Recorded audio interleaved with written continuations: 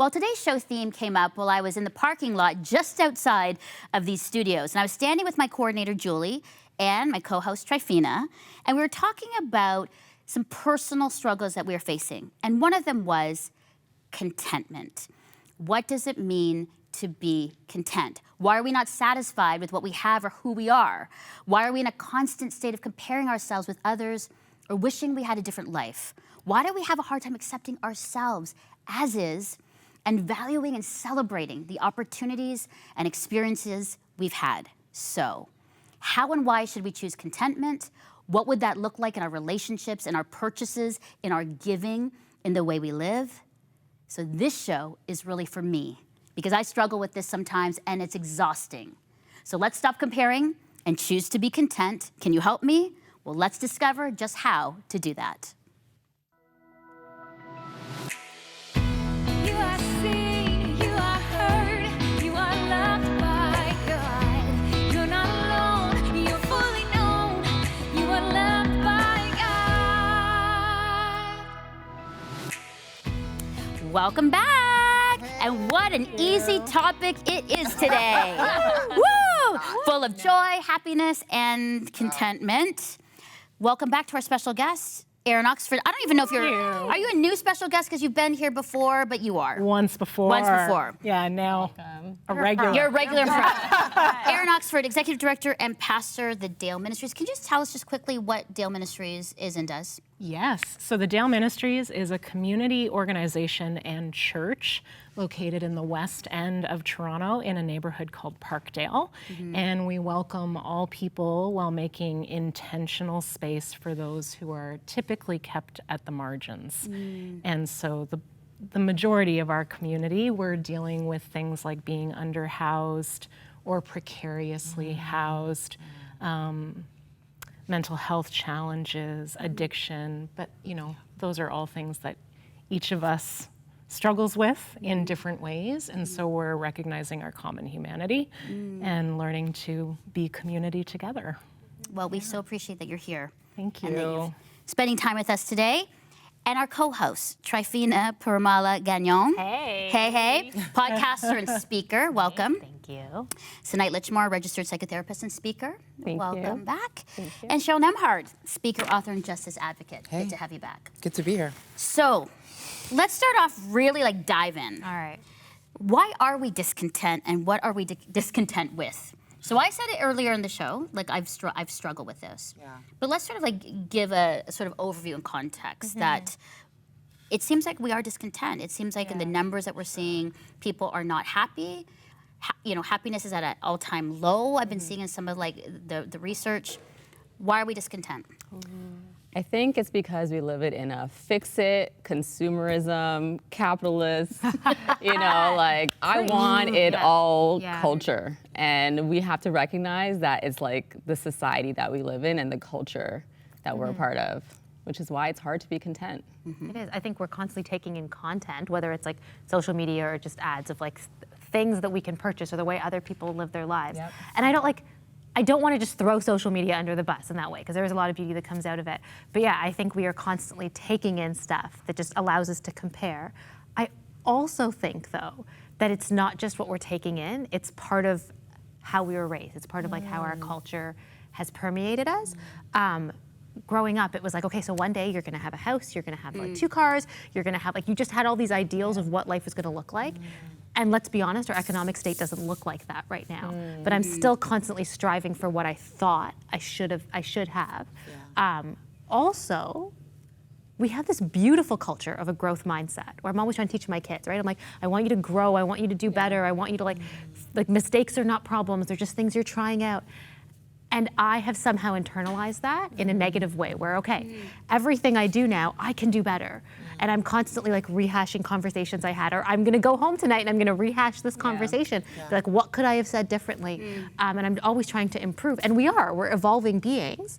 But I think there's a flip side to that coin where also it can be harmful. Yeah, I love what you said. I got to piggyback because I feel like this place of being discontent is a tension of not having our expectations met. Yeah. It's this it's this tough space of the dreams I had, like who I wanted to be, where I wanted to be in life, versus actual reality, and this idea of like not being satisfied or feeling like we failed or we missed the mark. And so we live in this place of it's never quite good enough. And so I just want to encourage people, like, while we're in this place, it's a very honest place to be, of not being satisfied. Fulfillment and satisfaction are two different things. And so you can be in a place where you're like, I'm not quite satisfied, but I am fulfilled in where I'm at. It's this deeper space where you can be thankful, almost a sense of gratitude for where you're at. But we'll get there. It's a journey. It's like honoring the season, right? Like I am not where I want to be career-wise, body-wise, friendship-wise. Like I don't know, I think as women we always have things we want to do, but I'm like, oh, but there is a lot of beauty in this season. And I have to honor that. I want to go back to the discontent. I'm still not clear, because we heard family of origin and we heard consumerism and capitalism and comparison. But there's got to be a place. Like, how did we get that we have to get, you know, again, not trying to throw our parents under the bus, but where did we get that we have to be this, or we have to do this, or we have to have that? Because that's core to us, that as we're growing up, then there was something in our psyche that's saying, you need to be that and have that. And I know that, Erin, you're like, you know what I'm saying? Like, yeah, I think the messaging that we constantly are hearing are that we can be and do anything, and that there's this pressure to therefore do and be everything, when we're all gifted differently. And, you know, it is important to work and know yourself and do things well, but we can't do everything. And so if that's what we're told, that you can be and do anything you want to do and be.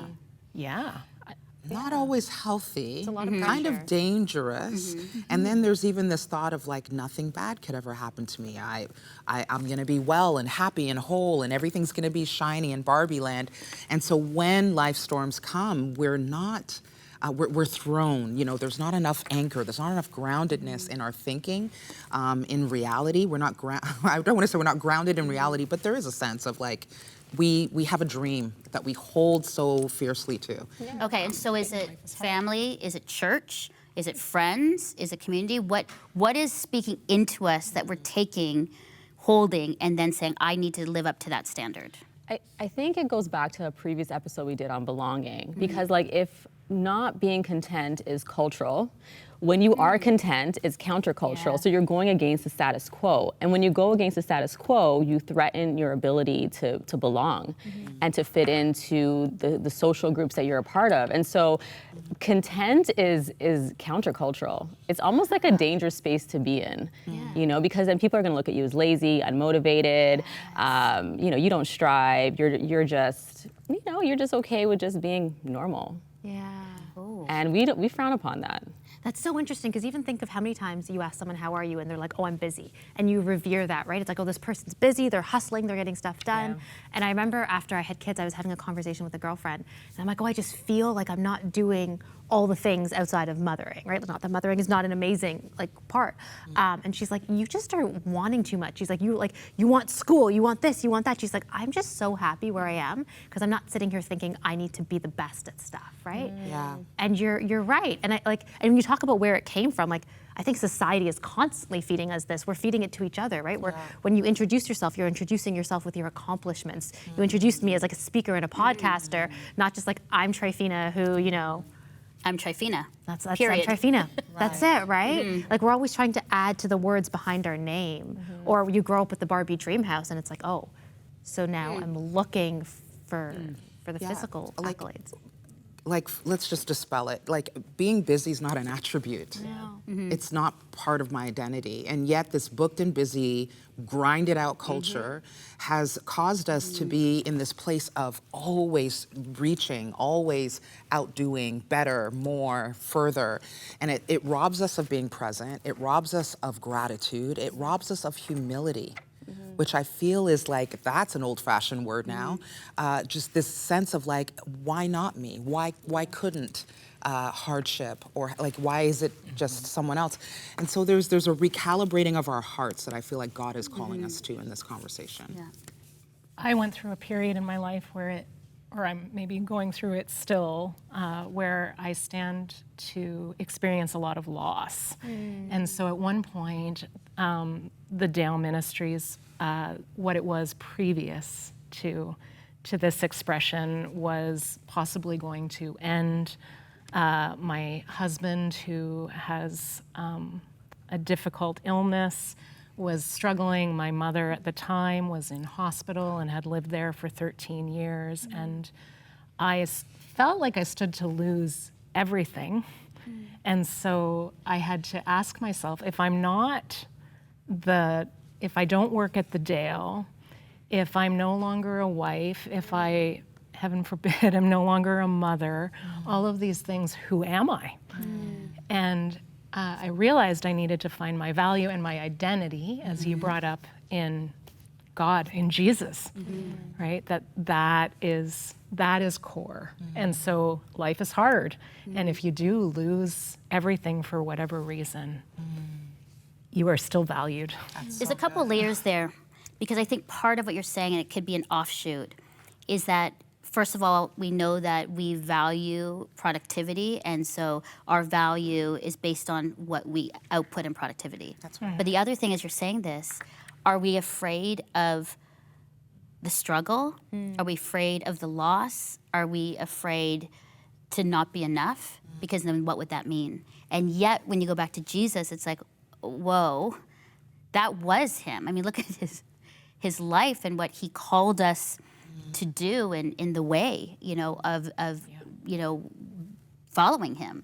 And so it feels a little tension for me right now, because it says to me, I've put value in the things I have and becoming this person. Yeah. It also shows to me that I may be afraid of the struggle and the hardship and the loss. And so then because of that, because I'm afraid that I don't want that, I will then do to fill that in me. And that's a little terrifying, because that's like, that then gives, well, I'm telling you, that's the motivation. That could be the motivation behind what I do. Why do it? Yeah. Can I share a transformative moment? It was catalytic in my life. And it was literally this year for me, wherever that is, and it was in the summer of this year for me. I had to have full knee replacement surgery. It was something I put off for 10 years because I was booked and busy, because that was my identity and my attribute and all the wrong things. And so I didn't want to slow down. I felt like I was gonna miss, it's this lie, I'm gonna miss out if I step out of the race. And so I found myself bedridden, then I found myself in a walker, and just talk about humility. Walker, right? And I had this moment, this encounter with God, where he said to me, if you don't speak again, if you didn't do TV, if you didn't do podcasts, all the things, all the director, all the leadership stuff, would it be enough to be my daughter only? And I'm gonna be honest with you, I said no. No way. It can't be enough. And so this summer was the summer I learned I just gotta hold it together, for the first time in my life. I know how to be a worker. I know how to be a warrior. I know how to be frontline leader. I didn't know how to be a daughter, Mel. I didn't know how to be a daughter of God. And when we look at the life of Jesus and how he identifies us, his markers are different. We are beloved. We are seen. He's El Rohi, the God that sees us. We are enough. We are his own. We are daughter. And we have put these other identifiers on us that will never satisfy, will never fill our cup, are never enough. And it's exhausting. And are going. spiritually, mentally, all the things. Yes. Yeah. Exhausting. Such a good point. I feel exhausted just thinking about it. Of that we carry this all the time? It's carry it exhausting. all the No wonder time. we're tired. Yeah. All the time. Absolutely. So what does contentment look like, and why? Right? So it's like, we know the discontentment. We know what can motivate us. We know what that means for us. So what would contentment look like? And why? I think it's what Cheryl mentioned. It's like our security and our identity in Christ. Like, are we secure in that identity that we are a child of God? Is that enough for us? Well, and it's a question. You're like, are we? Yeah. And honestly, we're like, we're followers of Jesus. Of course we are. Yeah. But clearly, by our actions and motivations, it doesn't look like it. And I say that for myself. Yeah. Okay, so daughter of God. What else does that look like, really practically, contentment? For me, it's involved really trying to be present to the moment, which is not natural all the time, right? It's easy, or at least for me. I can spin out, I have a good imagination, maybe too good, and so I'm imagining all of these things that may or may not come to pass, and living sort of where the grass is greener, right? And instead, sort of actually sometimes truly taking my head and looking at what's right in front of me and saying, I'm going to be content with what is right here. That's been big for me. And also the recognition that the Beatitudes are true. And so when things are not easy, when we're grieving, when we're poor in spirit, when all of those things are true, that there is a blessedness, that those things are held as sacred. And that can actually help me be content in other things. It's good. It's so powerful. Trey, you brought a good word scripture. I think this is the time now for a scripture moment. I feel like we're feeling it, and it's like we got some scripture. And so why don't you share that? It's from John, and it's 15, 10 to 13. 10 to 13. Okay. So the verse is, if you keep my commands, you will remain in my love, just as I have kept my Father's commands and remain in his love. I have told you this so that my joy may be in you and that your joy may be complete. And I read this and I'm like, okay, so you're saying if I keep your commands, I'll have joy, I'll have peace, I'll have contentment. And then part of me is like, okay, so God, like, is that workspace? Because that's what I'm already doing. Like, I'm already striving, I'm already hustling, I'm already trying to get it done. And then the next verse says, my command is this. So he really clears it out. Love each other as I have loved you. Greater love has no one than this, to lay down one's life for one's friends. And when we talked about it a couple seconds ago, about just the contentment of being a child of God, that is huge. I also significantly struggle with the fact that I can live my life just loving people, and that's enough. I can spend my life just loving my children and my neighbors and my husband and the friends that are close to me, and that's enough. I don't need to speak and podcast, but I struggle with that, especially, and I'll just be really honest, as a mom, that doesn't feel like enough for me. And so that's where my lack of contentment often comes. It's like, oh God, like my career, I'm not leading, I'm not doing this. And I feel like this verse just landed with, if you just show up and love people the way I've called you to love, that is it. And not only love for others, but the sense of loving ourselves as we call it, just the daughter of God. Right. It is the daughter Thank you of very God. much. Right. Right? You know what I'm saying? Yeah. Wow. You know, the thing about love is, man, what a powerful force love is. And it shifts so many things in our lives when we get it right, when we understand it and wrestle it down. So, this love idea, if we can love ourselves, then we have a clearer sense of our identity. We're loving who we are, not what we do, but who we are. So we're getting a sense of our identity. I love myself as a daughter of God, as a masterpiece, fearfully and wonderfully made. The Word of God gives some beautiful descriptions of who we are and how God sees us. So loving ourselves. Loving people, I love what you said, it brings a gratitude. It's a natural outflow of that. As I love and appreciate the relationships and friendships and love people and receive love, there's a gratitude that bubbles up. That shifts perspective. Yeah. And then if I love God, everything. Now posture shifts. We got perspective shifting, identity shifting, posture shifting, that even in the hard seasons, even when I lose it all, God is still good. Right. Yeah. And we hold to that. So love is on all those layers, it's just shifting all the time. So let's if we put love and contentment into our week, let's just popcorn way. What would that do in our thinking? Just quick. I think it creates new neural pathways when you're thinking about what you love and what you're grateful for. I think it genuinely shifts you. In our thinking? Just perspective. Okay. In our spending. Yeah. Tell me, what would that look like, contentment and love, if we're saying we're going to choose it for spending? For me, it's going to bring generosity. I'm going to give to others. Yeah. Okay. I think I'm hearing acceptance. I think contentment equals acceptance. If you're content, you're going to accept your identity with Christ. You're going to accept what you have, what you don't have, and two things can be true. You can accept your reality while wanting something different. Right. true. Okay? In our relationships, what would love and contentment look like in our relationships? Authenticity. Yeah. Loving Trust. Trust, yeah. Loving people where they're at, like not wanting to change somebody or change your circumstance necessarily. Okay? I feel like I'm in a I love it. I love in it. our Those- bodies and self-image. What would that look like for love and contentment in our bodies and how we see ourselves? Oh, that's a big That pause, is a big ladies.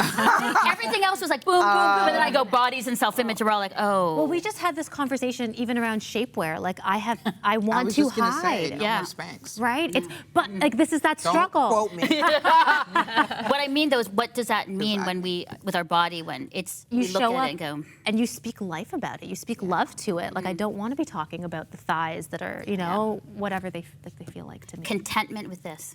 Confidence. Yes. Like a different kind of confidence. Right? Yeah. Okay, and in our faith. What does that look like?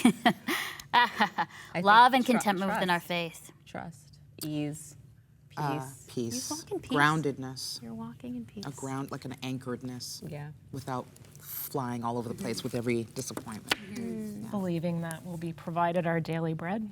Oh, that's good.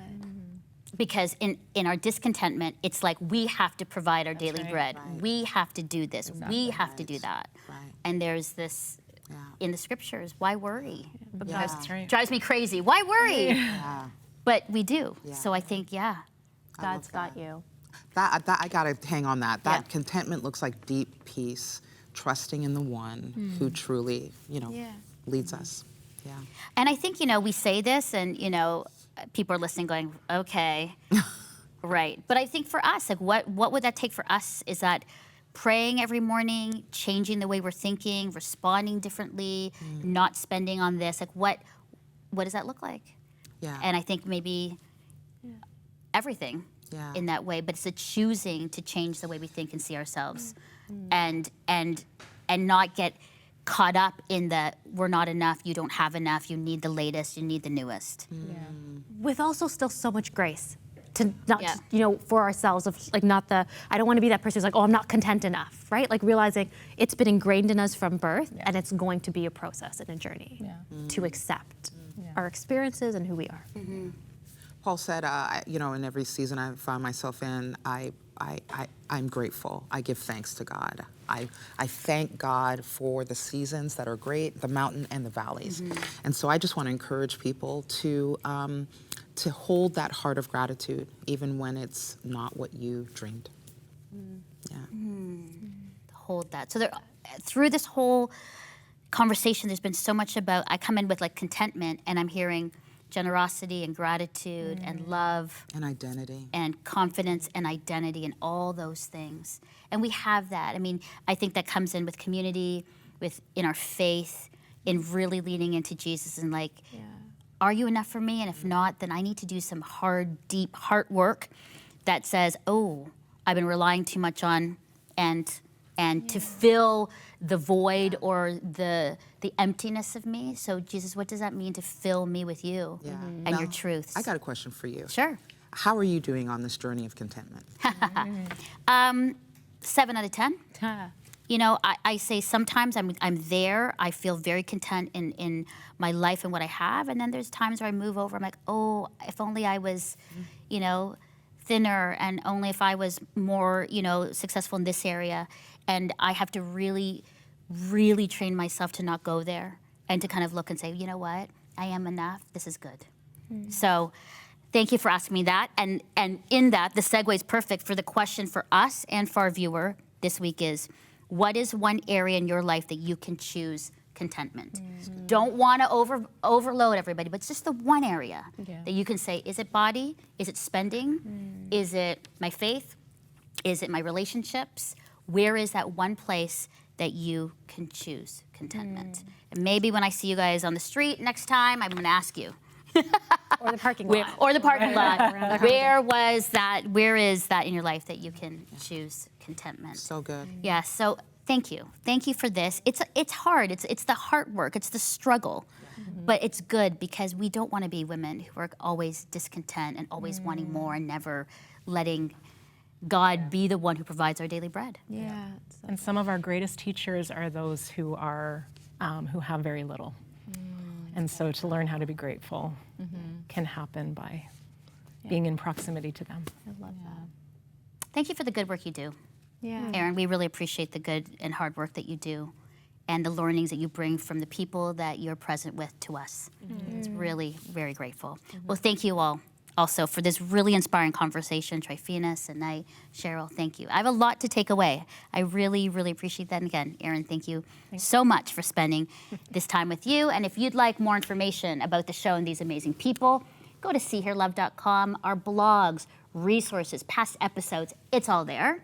And as we go, our friend, co-host Anu George Kanjanathopoulos, Call to Do Justice, great things she's saying. And we're also going to show you how you can join our See Her Love community and sign up for our weekly newsletter. So thank you for joining us in our conversation, and always know that you are seen, heard, and deeply loved by God, just as you are, daughter of God.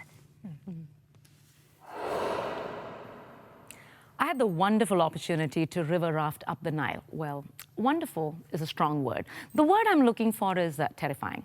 I sometimes get these two mixed up. Let me list a few dangers of the Nile. The Nile crocodile, the hippopotamus, those cuddly little cuties kill up to 500 people a year. Now, don't get me started on the snakes. Many of the snakes in the area have the distinct honor of being described as the world's deadliest and most venomous snakes. There is the black mamba, the Egyptian cobra, the Egyptian hissing sand snake, the red spitting cobra, and last but not the least, the green mamba. While we are looking out for the dangers below, the green mamba likes to live in trees and attack from above. All of these lovely creatures were on my mind as I stepped into the raft for the first time. As we were headed up the river, our guides, who are way too young to be called guides, continuously pointed out to the river's dangers as though they were tourist attractions. This part of the Nile is up to 273 feet deep. Don't go to the right. That way leads to Dutchman's grave pocket. Nobody has ever returned alive after crossing that patch. Thank you for the information, Dundee. It was at this point that I first heard the sound. It was a hissing sound. I looked around the raft thinking that maybe a green mamba had dropped in with us, and then I saw it, and I froze. The hole in the raft was about the size of a dime. Being the brave adventurer that I am, and not wanting to alarm the other passengers, I quietly cleared my throat and screamed, "There is a hole in the raft." That's when one of our guides very casually pulled out the first aid pouch. I figured he had some sort of an epoxy rubber patch that would hold us till we made it to the shore. Instead, he pulled out a single Band-Aid. He peeled the paper, placed the Band-Aid over the hole, declaring, "We're all good to go." Well, we were a lot of things. We were potentially sinking. We were about to be a crocodile snack, and we were terrified. What we decidedly were not is good to go. Just like patching a raft with a Band-Aid, there are a whole lot of people who think we can fix the problems of trafficking and abuse by sticking a Band-Aid over the problem. However, like a hole in a raft, traveling down dangerous rivers, trafficking and abuse simply cannot be fixed with a Band-Aid. These are problems that needs the public justice system to be fully repaired. In the Bible, the concept of restoration is closely linked with the ideas of healing and refurbishing and contentment. Psalm 51:12 emphasizes this when it states, restore to me the joy of your salvation and uphold me with a willing spirit." We have a God that repairs, not with Band-Aid, but wholly and truly and deeply. We have a God who sees the victim of trafficking and abuse and is on a journey with them and us towards restoration that leads to contentment. How beautiful is that?